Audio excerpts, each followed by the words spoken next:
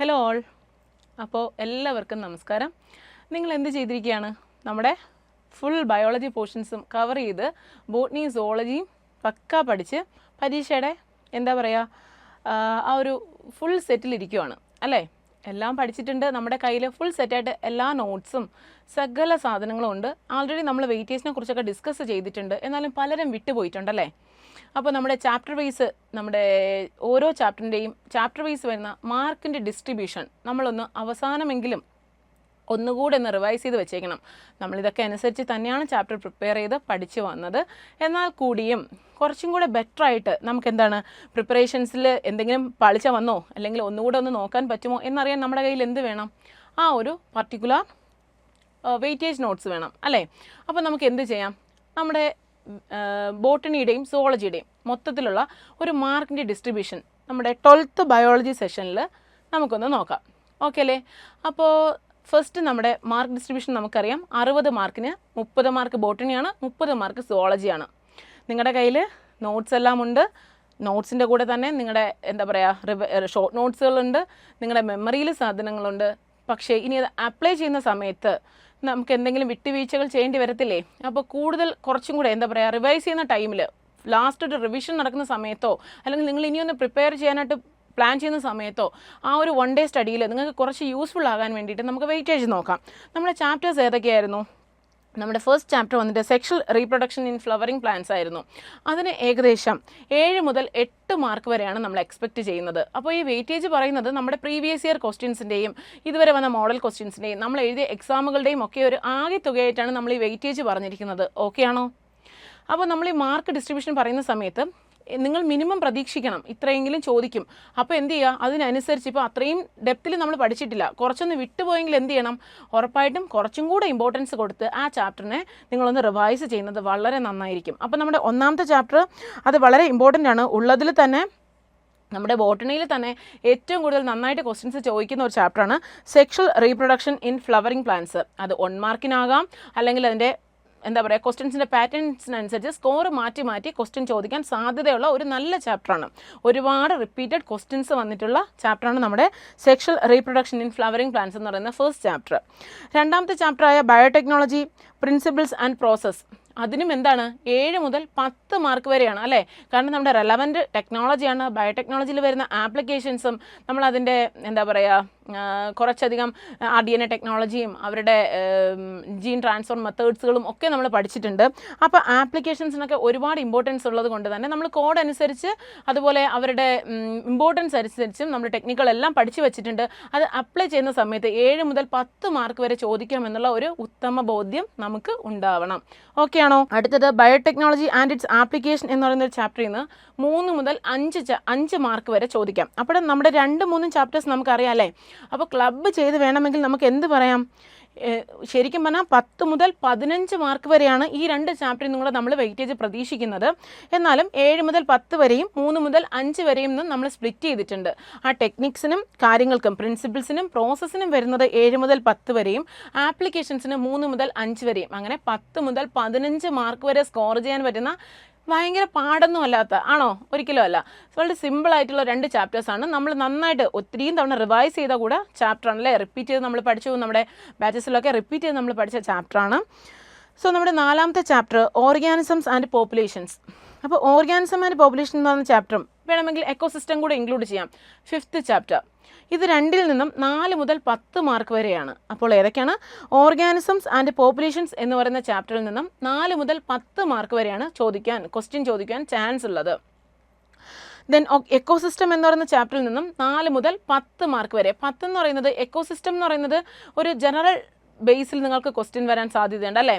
അതിൻ്റെ കൂട്ടത്തിൽ നമ്മുടെ ടെക്സ്റ്റ് ബുക്കിലെ ക്വസ്റ്റ്യൻസും നമ്മൾ റിവൈസ് ചെയ്ത ക്വസ്റ്റ്യൻസും PYQസും. അപ്പോൾ ഈ പറയുന്ന നമ്മുടെ ചാപ്റ്റേഴ്സ് വളരെ കുറവാണോ? അല്ല, ഇതിൻ്റെ കണ്ടൻറ്റ് വളരെ കൂടുതലാണ് അല്ലേ?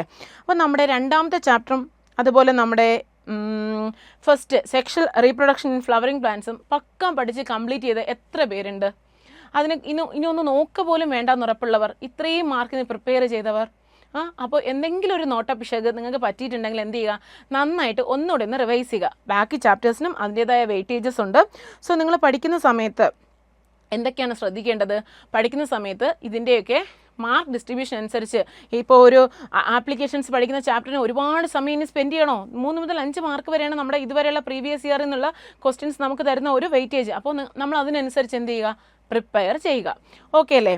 അപ്പോൾ നമ്മുടെ ക്വസ്റ്റ്യൻ പാറ്റേൺ നിങ്ങൾക്കറിയാം. ബോട്ടണിയുടെ 1 മാർക്കിൻ്റെ 3 ക്വസ്റ്റ്യൻസ് ഉണ്ടാവും അല്ലേ? 1 മാർക്കിൻ്റെ 3 ക്വസ്റ്റ്യൻസ് ഉണ്ടാവും. അതിന് നമുക്ക് ഓപ്ഷൻസ് ഉണ്ട്. 1 മുതൽ 5 വരെ ഓപ്ഷൻസ് ഉണ്ടാവും. 2 മാർക്കിൻ്റെ 9 ക്വസ്റ്റ്യൻസ് ഉണ്ടാവും. അതിന് 6 മുതൽ 16 വരെ നമുക്ക് എന്തുണ്ടാവും, ക്വസ്റ്റ്യൻസ് ഉണ്ടായിരിക്കും. ചൂസ് ചെയ്ത് എഴുതാൻ പറ്റും. അതുപോലെ തന്നെ 3 മാർക്കിൻ്റെ 17 മുതൽ 20 വരെ അല്ലേ, 3 ക്വസ്റ്റ്യൻസ് അതിൽ നിന്ന് എടുത്താൽ മതി. അപ്പോൾ നിങ്ങൾ അതിനനുസരിച്ച് തന്നിരിക്കുന്ന ആ ഒരു പാറ്റേൺ അനുസരിച്ച് ഈ ഒരു 30 മാർക്കിൻ്റെ പരീക്ഷ എഴുതി കഴിയുമ്പോൾ നിങ്ങൾക്ക് എന്താണ്, ഫുള്ളി സാറ്റിസ്ഫൈഡ് ആവുക എന്നുള്ളൊരു കണ്ടീഷനിലേക്ക് വരണമെങ്കിൽ ഉറപ്പായിട്ടും നിങ്ങൾ എല്ലാ പോർഷൻസും ആദ്യം എന്ത് ചെയ്യുക, പക്ക അടിപൊളിയായിട്ട് പഠിച്ച് റിവൈസ് ചെയ്ത് മെമ്മറൈസ് ചെയ്ത് വെക്കുക. കറക്റ്റ് സമയത്ത് പ്രൊഡ്യൂസ് ചെയ്യുക. പരീക്ഷ എഴുതുമ്പോൾ എന്തൊക്കെ ശ്രദ്ധിക്കണം? പരീക്ഷ എഴുതുമ്പോൾ ഉറപ്പായിട്ടും നമ്മുടെ മാർക്ക് ശ്രദ്ധിക്കണം. നമ്മൾ എത്ര മാർക്കിനാണ് പരീക്ഷ എഴുതാൻ പോകുന്നത് എന്നുള്ള ഒരു ഉത്തമ ബോധ്യം നമുക്കുണ്ടാവണം. ഓരോ മാർക്കിൻ്റെയും എത്ര മാർക്കാണോ വെയിറ്റേജ് വരുന്നത്, 1 മാർക്കിൻ്റെ ക്വസ്റ്റിന് 1 മാർക്കിൻ്റെ ആൻസർ എഴുതുക, 2 മാർക്കിൻ്റെ 2 മാർക്ക് എഴുതുക, 3 മാർക്കിൻ്റെ 3 മാർക്കിന് എഴുതുക. പോയിൻ്റായിട്ട് എഴുതുക. ഉറപ്പായിട്ടും എന്ത് ചെയ്യുക, പ്രോപ്പറായിട്ട് ഡയഗ്രാംസും ഫ്ലോ ചാർട്ടും നിങ്ങളുടെ ആൻസർ ഷീറ്റ്സിൽ ഇൻക്ലൂഡ് ചെയ്യുക. ഓക്കെ ആണോ?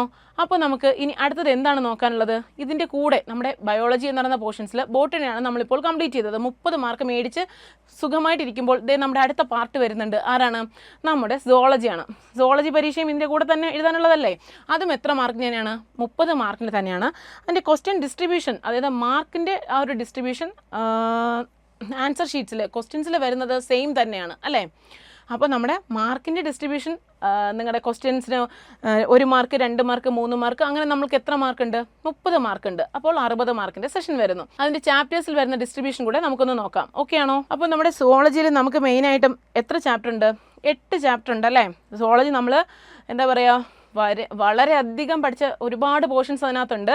ഒത്തിരിയും പഠിച്ചു. ഈ 30 മാർക്കിന് വേണ്ടിയാണ് നമ്മൾ ഇത്രയും പഠിച്ചതെന്ന് ഓർക്കുക. അപ്പോൾ അതിൻ്റെ വെയിറ്റേജ് അറിഞ്ഞുകൂടെ ഇരിക്കുന്നത് വളരെ നല്ലതാണല്ലേ? അപ്പോൾ നമുക്ക് നോക്കാം. നമ്മുടെ ഹ്യൂമൻ റീപ്രൊഡക്ഷൻ ഫസ്റ്റ് ചാപ്റ്റർ 5 മുതൽ 8 മാർക്ക് വരെ. റീപ്രൊഡക്റ്റീവ് ഹെൽത്ത് അത് വന്നിട്ട് 4 മുതൽ 6 മാർക്ക് വരെ. Principles of inheritance and variation അത് 5 മുതൽ 8 മാർക്ക് വരെ. മോളിക്കുലാർ ബേസിസ് ഓഫ് ഇൻഹെറിറ്റൻസ് 6 മുതൽ 7 മാർക്ക് വരെ. ഇവല്യൂഷൻ 3 മുതൽ 5 മാർക്ക് വരെ. ഹ്യൂമൻ ഹെൽത്ത് ആൻഡ് ഡിസീസ് 3 മുതൽ 6 മാർക്ക് വരെ. മൈക്രോബ്സ് ആൻഡ് ഹ്യൂമൻ വെൽഫെയർ 1 മുതൽ 3 മാർക്ക് വരെ. നമ്മുടെ ലാസ്റ്റ് ചാപ്റ്ററായ ബയോഡൈവേഴ്സിറ്റി ആൻഡ് കൺസർവേഷനിൽ നിന്ന് 1 മുതൽ 3 മാർക്ക് വരെ. അപ്പോൾ നമ്മൾ ലാസ്റ്റ് പഠിച്ച 2 ചാപ്റ്റേഴ്സ് മൈക്രോബ്സ് ഇൻ ഹ്യൂമൻ വെൽഫെയറും ബയോഡൈവേഴ്സിറ്റി ആൻഡ് കൺസർവേഷനും 2 1 മുതൽ 3 മാർക്ക് വരെയാണ് ചോദിക്കാവുന്നത്. അതിൽ നിന്ന് ചോദിക്കാവുന്ന ഇമ്പോർട്ടൻറ്റ് ക്വസ്റ്റ്യൻസ് എല്ലാം തന്നെ നമ്മൾ പിക്ക് ഔട്ട് ചെയ്ത് പഠിച്ചു. നമ്മുടെ ആദ്യത്തെ സെക്ഷൻ ഹ്യൂമൻ റീപ്രൊഡക്ഷനും റീപ്രൊഡക്റ്റീവ് ഹെൽത്തിനുമാണ് നമ്മുടെ സുവോളജിയിൽ ഏറ്റവും കൂടുതൽ മാർക്ക് ഡിസ്ട്രിബ്യൂഷൻ വന്നിരിക്കുന്നത്. ഏകദേശം രണ്ടും കൂടെ പറയുകയാണെന്നുണ്ടെങ്കിൽ 9 മുതൽ 14 മാർക്ക് വരെ ഒരു 15 മാർക്കിൻ്റെ സെഷൻസ് ഈ 2 ചാപ്റ്ററിൽ നിന്ന് നമുക്ക് ചോദിക്കാൻ സാധ്യതയുണ്ട്. 2 ചാപ്റ്ററും കൂടെ ക്ലബ് ചെയ്ത് ഉറപ്പായിട്ടും റീപ്രൊഡക്റ്റീവ് ഹെൽത്തിൽ നിന്ന് ഒത്തിരിയും ക്വസ്റ്റ്യൻസ് ഉണ്ടായിരിക്കും. നമ്മൾ ആ ഡിവൈസസും ഇൻട്രായൂട്രൈൻ ഡിവൈസുകൾ അതിൽ വരുന്ന മെത്തേഡ്സുകൾ ഒക്കെ നമ്മൾ പഠിച്ചിട്ടുണ്ട്. ഫുൾ ഫോമായിട്ടും എക്സ്പാൻഡ് ചെയ്യാനോ ഷോർട്ട് ഫോം എഴുതാനോ അല്ലെങ്കിൽ എന്താ പറയുക റീപ്രൊഡക്റ്റീവ് ഹെൽത്തിൻ്റെ കൂടെ ചേർന്ന് വരുന്ന ഡിസീസസുകൾ പിന്നെ നമ്മുടെ കമ്മ്യൂണിറ്റി ഇഷ്യൂസ് അതെല്ലാം നമുക്കുണ്ടാവും അല്ലേ? ഒത്തിരിയും ക്വസ്റ്റ്യൻസ് ചോദിക്കാൻ സാധ്യതയുള്ള 2 ചാപ്റ്റേഴ്സാണ്. അതുപോലെ തന്നെ നിങ്ങൾ എന്തൊക്കെ കരുതിയിരിക്കണം? റീപ്രൊഡക്ഷനിൽ നിന്ന് ചോദിച്ചു കഴിഞ്ഞാൽ വിത്ത് ഫിഗേഴ്സ് അല്ലേ? ഇൻ കേസ് ഫിഗർ തന്നിട്ട് ലേബിൾ ചെയ്യാൻ ചോദിച്ചാൽ സ്പെല്ലിംഗ് ഉൾപ്പെടെ, സ്പെല്ലിംഗ് തെറ്റിച്ച് ഒത്തിരിയും പേര് എഴുതുന്നുണ്ട്, സ്പെല്ലിംഗ് ഉൾപ്പെടെ പ്രോപ്പറായിട്ട് ലേബിൾ ചെയ്യാനുണ്ട് പഠിക്കുക.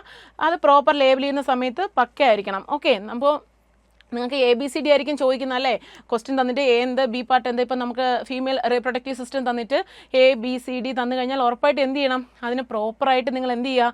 നല്ലപോലെ ആ ഒരു ആൻസർ ഷീറ്റിലേക്ക് എഴുതുന്ന സമയത്ത് ABCD എന്ന് എഴുതുന്ന സമയത്ത് സ്പെല്ലിംഗ് മിസ്റ്റേക്ക് ഇല്ലാണ്ട് വൃത്തിയായിട്ട് എഴുതാൻ പഠിക്കുക. അപ്പോൾ ക്വസ്റ്റ്യൻസിൻ്റെ മാർക്കിൻ്റെ ഡിസ്ട്രിബ്യൂഷനിൽ നമ്മുടെ ആദ്യത്തെ 2 ചാപ്റ്ററിൻ്റെ ഇമ്പോർട്ടൻസ് കഴിഞ്ഞാൽ പിന്നെ വരുന്നത് മോളിക്കുലാർ ബേസിസ് ഓഫ് ഇൻഹെറിറ്റൻസ് ആണ്. എന്താണ് മോളിക്കുലാർ ബേസിസ് ഓഫ് ഇൻഹെറിറ്റൻസ്? ഏകദേശം 6 മുതൽ 7 മാർക്ക് വരെയാണ്. ദെൻ വരുന്നത് principles of inheritance and variations 5 മുതൽ 8 മാർക്ക് വരെ. ദെൻ നമ്മുടെ ഹ്യൂമൻ ഹെൽത്ത് ആൻഡ് ഡിസീസസിൽ 3 മുതൽ 6 മാർക്ക് വരെയാണ്.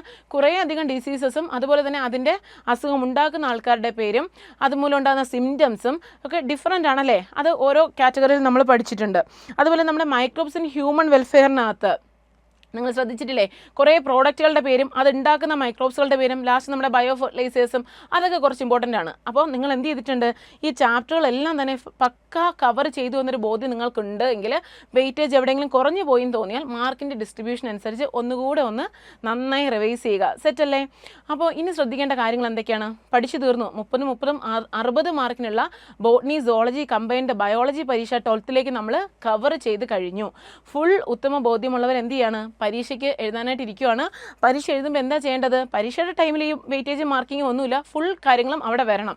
നമ്മൾ എന്ത് പഠിച്ചു, എത്ര പഠിച്ചു എന്നുള്ളതല്ല, എന്ത് നമ്മളവിടെ റീപ്രൊഡ്യൂസ് ചെയ്യുന്നു എന്നുള്ളതിലാണ് ഇമ്പോർട്ടൻസ്. സോ നിങ്ങൾ എഴുതുന്ന സമയത്ത് ഭംഗിയായും വൃത്തിയായും തന്നെ എഴുതാൻ ശീലിക്കുക. ഹാൻഡ് റൈറ്റിംഗ് മോശമായിട്ടുള്ളവർ, മോശം എന്ന് പറഞ്ഞാൽ കൂടിയും വൃത്തിയായിട്ട് എഴുതാൻ പഠിക്കുക അല്ലേ. കുറച്ച് അക്ഷരങ്ങളിൽ കുറച്ച് എല്ലാവർക്കും ഓരോ ഇൻഡിവിജ്വൽസിനും ഓരോ രീതിക്കാണ് ഹാൻഡ് റൈറ്റിംഗ്. പക്ഷേ മാക്സിമം വൃത്തിയായിട്ടും നല്ല അടുക്കും ചിറ്റോടും കൂടി പരീക്ഷ എഴുതുക. പ്ലസ് ക്വസ്റ്റ്യൻ നമ്പേഴ്സ് പ്രോപ്പറായിട്ട് തന്നെ ഇടുക. ഇതിനൊക്കെ വളരെ ഇമ്പോർട്ടൻസ് ഉണ്ട്. ഓക്കെ, ദെൻ നമ്മുടെ ഫിഗേഴ്സ്, ഫ്ലോ ചാർട്ട്സ് ഇൻക്ലൂഡ് ചെയ്ത് പരീക്ഷ എഴുതാൻ പഠിക്കുക. ദെൻ ക്വസ്റ്റ്യൻ നമ്പർ പറഞ്ഞല്ലോ, ക്വസ്റ്റ്യൻ നമ്പർ പ്രോപ്പറായിട്ട് ക്വസ്റ്റ്യൻ നമ്പർ ഇട്ട് ആൻസർ എഴുതുക. ഒരു കാരണവശാലും ക്വസ്റ്റ്യൻ നമ്പർ അങ്ങോട്ടും ഇങ്ങോട്ടും മാറിപ്പോകരുത്. പിന്നെ ഒരു ഫാക്റ്റ് എഴുതുന്ന സമയത്ത് വലിച്ചു വാരി എഴുതാതെ മാർക്കും ടൈമും നോക്കി എഴുതുക. Very very important. എന്താണ്, നമ്മുടെ 12th എക്സാം കഴിഞ്ഞ് കഴിഞ്ഞാൽ നമ്മുടെ എങ്ങോട്ട് പോകണമെന്നുള്ള ഒരു വഴിയിലാണ് ഇപ്പോൾ നിങ്ങൾ നിൽക്കുന്നത് അല്ലേ. 10th കഴിഞ്ഞു, ആ വഴിയിൽ നിന്ന് നമുക്ക് കുറച്ച് റിലാക്സേഷൻ കിട്ടി. 12th ഇനി റിലാക്സേഷൻ ഉണ്ടോ? ഇല്ല. സോ നിങ്ങൾ എന്താ ചെയ്യുന്നത്, ആ വഴിയിൽ നിൽക്കുകയാണ്. എങ്ങോട്ട് ചൂസ് ചെയ്യണം? നമ്മുടെ ബയോളജിക്ക് മാക്സിമം മാർക്ക്, ഫുൾ മാർക്ക് 60 മാർക്കാണ് നമ്മുടെ ലക്ഷ്യം. അപ്പോൾ എഴുതുന്ന സമയത്ത് പക്ക പ്രോപ്പറായിട്ട് എഴുതി വന്നില്ല എന്നുണ്ടെങ്കിൽ നമുക്ക് ഹയർ ക്ലാസ്സിലേക്ക് നമുക്ക് എന്ത് ചൂസ് ചെയ്യണം എന്നുള്ളതിൽ നമുക്ക് കുറച്ച് ഡൗട്ട്സ് ഉണ്ടാവും. നിങ്ങളുടെ മനസ്സിലുള്ള ആ ഒരു ആഗ്രഹത്തിന് വേണ്ടി നിങ്ങൾ എന്ത് ചെയ്യുക, നന്നായിട്ട് പഠിച്ച് പരീക്ഷ എഴുതുക. ഒരിക്കലും എന്ത് ചെയ്യരുത്, ടെൻഷൻ ആവരുത്. ടെൻസ്ഡായി പരീക്ഷ എഴുതാൽ എന്താ സംഭവിക്കുക? നമ്മൾ പഠിച്ചു അല്ലേ, എന്താ പഠിച്ചേ? നമ്മുടെ അഡ്രിനാലിൻ്റെ ഷൂട്ടപ്പ് ഉണ്ടായി നമുക്ക് ആകെ പ്രശ്നം ഉണ്ടാവും. നമ്മുടെ ബോഡി മൊത്തം നെഗറ്റീവ് റിയാക്ഷനിലേക്ക് പോകുന്നു. നമ്മൾ പഠിച്ചതൊക്കെ മറന്നു പോകാനുള്ള സാധ്യത കൂടുന്നു. ഓക്സിജൻ്റെ ലഭ്യത കുറയുന്നു അല്ലേ നമ്മുടെ ബ്രെയിനിന്. സോ നിങ്ങൾ എന്ത് ചെയ്യുക, മാക്സിമം എനർജിയും ഓക്സിജനും ബ്രെയിന് കൊടുത്തുകൊണ്ട് എല്ലാം ഓർത്ത് വളരെ പ്രോപ്പറായിട്ട് എഴുതുക. പരീക്ഷ എഴുതി തീരുന്നത് ആ ഒരു ടു ദ എൻഡിൽ എഴുതി തീർക്കാൻ നിൽക്കാതെ ഒരു 2 minutes 3 minutes മുന്നേ എഴുതി തീർത്ത് ഫുൾ സെറ്റ് ചെയ്തതിന് ശേഷം നമ്പേഴ്സൊക്കെ കറക്റ്റ് ആണോ എന്ന് റീചെക്ക് ചെയ്ത് അതിനുശേഷം എൻഡിൽ വന്നിട്ട് എന്തെങ്കിലും എവിടെയെങ്കിലും അബദ്ധങ്ങൾ ചെയ്ത് വെച്ചിട്ടുണ്ടോ എന്നൊന്ന് പ്രോപ്പറായി ചെക്ക് ചെയ്യാനുള്ള ടൈം കൊടുക്കണം. എന്നിട്ട് അത് നമുക്ക് അപ്പോൾ തന്നെ റെക്ടിഫൈ ചെയ്യാൻ പറ്റുന്നതാണെങ്കിൽ അതൊന്ന് റെക്ടിഫൈ ചെയ്ത് വിടുക. ഓക്കെ, ആരും ആനമണ്ടത്തരങ്ങളൊന്നും ചെയ്ത് വെക്കരുത്. എല്ലാവരും ഓർത്ത് നന്നായിട്ട് പരീക്ഷ എഴുതുക. All the best. Thank you.